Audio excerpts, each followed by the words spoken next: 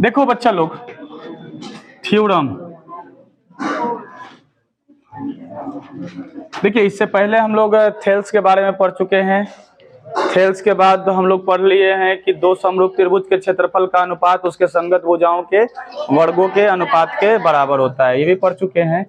आज हम लोग बचपन से एक फॉर्मूला यूज करते आए हैं कि कर्ण स्क्वायर बराबर लंब स्क्वायर जोड़ आधार स्क्वायर, लेकिन बस यूज करते आए हैं। आज जानेंगे ये होता कैसे है, ठीक ना। इसको जो है कि देने वाले जो इंसान थे उनका नाम था पाइथागोरस। क्या नाम था?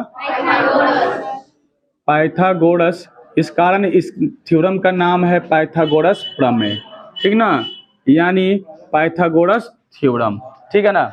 अब ये पाइथागोरस थ्योरम होता क्या है, इसके बारे में पहले सबसे पहले हम क्या लिखते हैं? साधारण, सभी को पता है।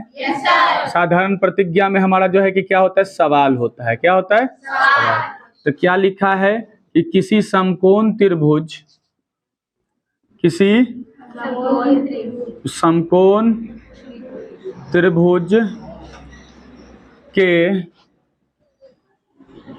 कर्ण का वर्ग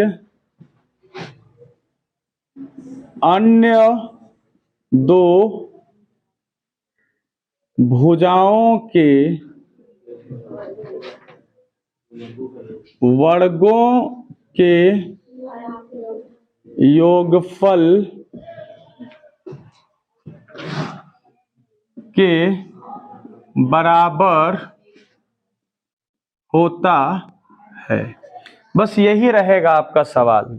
एग्जाम में अगर आएगा तो सिर्फ यही रहेगा, और बहुत ही इंपॉर्टेंट थ्योरम है। जितना तुम इसमें VVI लगा सकते हो लगा देना, कोई दिक्कत वाली बात नहीं है, कोई मना नहीं करेगा। एक बात बताओ, हमने बात किया यहाँ समकोण त्रिभुज का, तो हम एक समकोण त्रिभुज ले लेते हैं, ले ले, और इस समकोण त्रिभुज का नामकरण कर देते हैं पंडित जी को बुला करके, AB और C, ABC कर दिए। अच्छा, यहां से हम क्या करेंगे? हम लिख देते हैं यहां पर विशेष प्रतिज्ञा। विशेष प्रतिज्ञा में हम लोग क्या लिखेंगे, है ना? त्रिभुज ABC एक समकोण त्रिभुज, एक समकोण, है ना, त्रिभुज है जिसमें angle B is equal to 90 degree, ठीक ना। और AC अपना कर्ण है, AB अपना लंब है, और BC अपना, ठीक ना, उस एंगल के लिए। तो यहाँ हमको एक करना होगा रचना। रचना से पहले हम लिखते हैं कि सिद्ध करें। सिद्ध करें, सिद्ध क्या करना है? हमसे बोला क्या कि कर्ण का स्क्वायर बराबर में लंब का स्क्वायर प्लस आधार का स्क्वायर, यही ना हमको प्रूफ करके लाना। एकदम ध्यान से समझना, बहुत आसान है, ठीक ना। अच्छा, कर्ण के जगह पे हम चाहे तो AC लिख सकते हैं ना, यानी AC का स्क्वायर। लंब के जगह पे हम AB लिख सकते हैं, AB का स्क्वायर प्लस में BC का स्क्वायर। अगर हम इतना भी ला दे तो कोई दिक्कत वाली बात नहीं, ठीक ना। यहाँ हमको एक रचना करना होगा।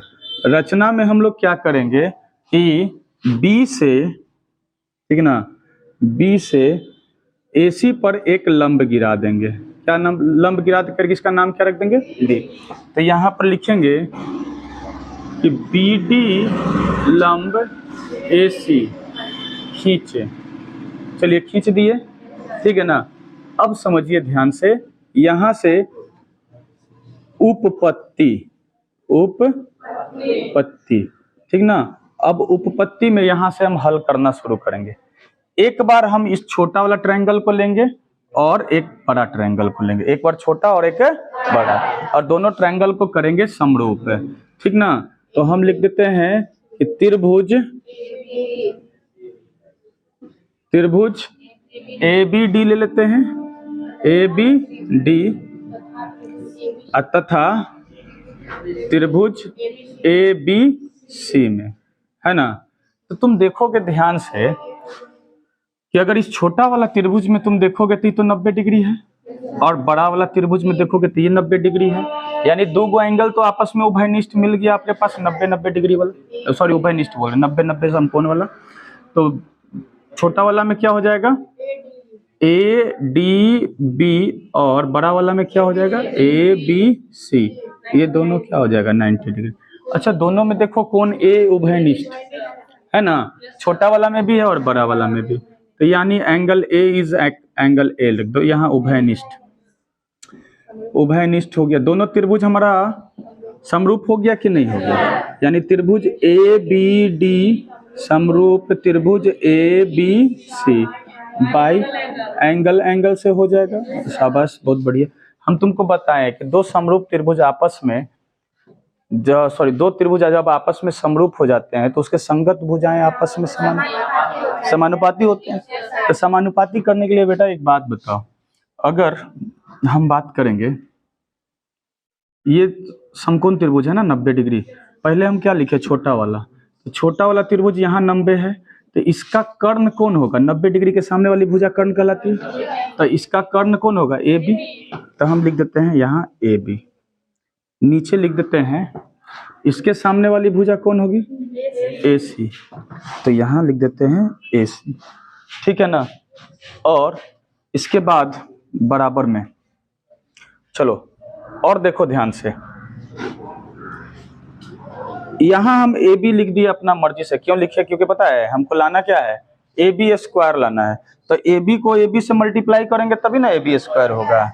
तो अब देखो ध्यान से, यहाँ पर क्या हो जाएगा कि ए बी हो गया, तो ए बी ई कौन सा त्रिभुज है, बड़ा वाला त्रिभुज है ना, तो बड़ा वाला त्रिभुज में ए बी क्या है आपके पास लंब है, तो इस त्रिभुज में लंब कौन होगा छोटा वाला में ए डी, क्या होगा ए डी होगा कि नहीं होगा, तो इसको तिरछा तिरछी ना गुना कर दो, तो ए बी का स्क्वायर इज इक्वल टू क्या हो जाएगा ए सी गुना ए डी होगा ना।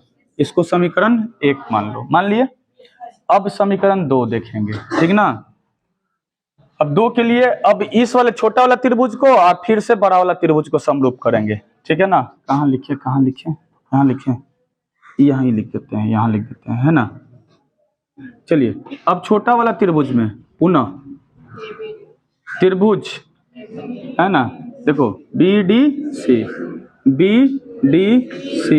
तथा त्रिभुज ए बी सी में, तो देखो छोटा वाला त्रिभुज में यहाँ ये 90 डिग्री है और बड़ा वाला त्रिभुज में ये वाला 90 डिग्री है, इसका मतलब angle B D C is equal to angle A B C, ये दोनों 90 डिग्री हो गया। और कौन सी दोनों में है, कौन सी बराबर में कौन सी, ये उभयनिष्ठ हो गया कि नहीं हो गया, समझ में आ गया सभी को, ठीक है ना, समझ में आ गया। अब देखिए ये उभयनिष्ठ हो गया।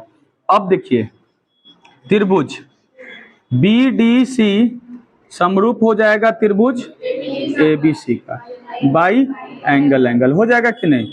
अब जब समरूप हो गया है तो संगत भुजाएं समानुपाती होती हैं, तो एक बात बताइए ये 90 डिग्री है कि नहीं, तो 90 डिग्री के सामने वाली भुजा क्या होगी कर्ण कहलाएगी, तो बी सी लिख दिए, और इसके 90 डिग्री के सामने वाली भुजा कर्ण, यानी कर्ण बटा कर्ण ए सी। अच्छा अब यहाँ बी सी लिख दिए है ना, तो हम नीचे बी सी लिख देंगे, काहे लिख देंगे तुमको बताए थे, क्योंकि बी सी स्क्वायर लाना है, लिख दिए। अब देखो ये जो है कि बड़ा वाला त्रिभुज में बी सी क्या है छोटी भुजा है ना, तो इसकी छोटी भुजा कौन होगी सी डी हो गया, तिरछा तिरछी गुना कर दो, तो बी सी का स्क्वायर बराबर में क्या हो जाएगा ए सी गुना सी डी। यहाँ समीकरण 1 था, ये समीकरण 2 हो गया, ठीक है ना, दिख रहा है ना जी, हाँ दिख रहा है।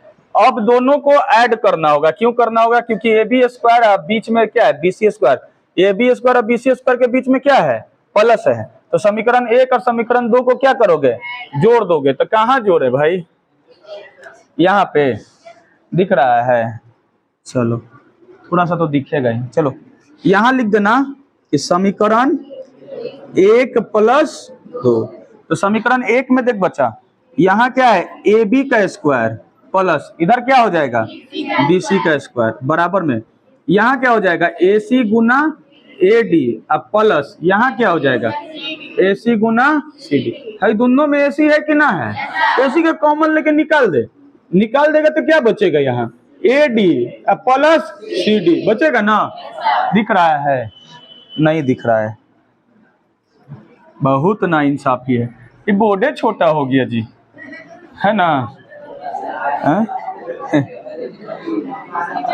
कहाँ पे करते यहाँ, कहाँ करते चलो, अजब गड़बड़ी हो गया, अजब ना इंसाफी है। चलो यहाँ से उठा दो और इधर दे दे, क्या इधर दे देते हैं, इधर लिख दें, यहाँ लिख देते हैं समीकरण 1 + 2।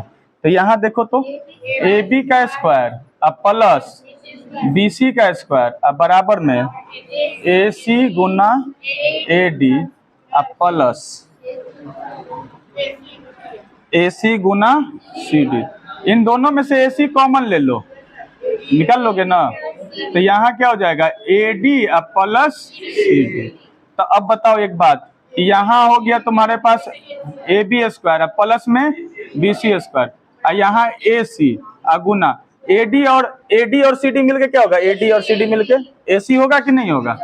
तो देखो तो ध्यान से कि AB स्क्वायर अब प्लस BC स्क्वायर अब बराबर में AC स्क्वायर, यही ना प्रूव करके लाना था, हो गया। ठीक है ना, दिखा जी, हाँ दिख गया तो है। चलिए साफ साफ दिख रहा है, नोट कर लीजिए।